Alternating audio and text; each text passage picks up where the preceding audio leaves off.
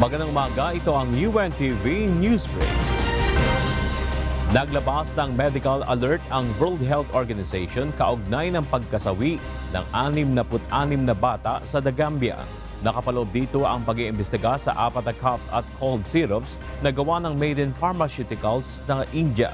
Ayon kay WHO Director General Dr. Tedros Adhanom Ghebreyesus, ang mga kontaminadong cough syrup ay posibleng naipamahagi sa labas ng West African country.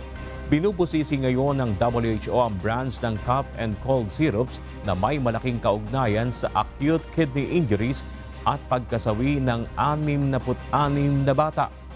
Ang 4 na produktong iniimbestigahan ay ang promethazine oral solution, Cofexmalin baby cough syrup, Macop baby cough syrup at ang Magrip and cold syrup. Sa iba pang balita, aprobado na ng Department of Budget and Management ang 11.5 billion pesos para sa mga healthcare at non-healthcare workers na nagsisilbi ngayong pandemya simula January hanggang June 2022. Nakalaan ito para sa health emergency allowance, ang one COVID-19 allowance na nasa 1.6 million na eligible healthcare at non-healthcare workers.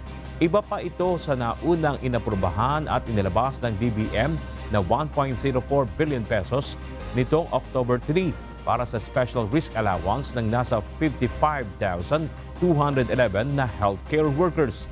Sila ang mga nagsilbi at direktang nangangalaga sa COVID-19 patients mula September 2020 hanggang June 2021. At yan ang mga balita sa oras na ito. Para sa iba pang mga balita, maaari po kayong bumisita sa official social media accounts ng UNTV News and Rescue. Ako si Bernard Datis at ito sa UNTV, Diyos ang aming sandigan, serbisyo publiko ang aming pinahalagahan. Magandang umaga.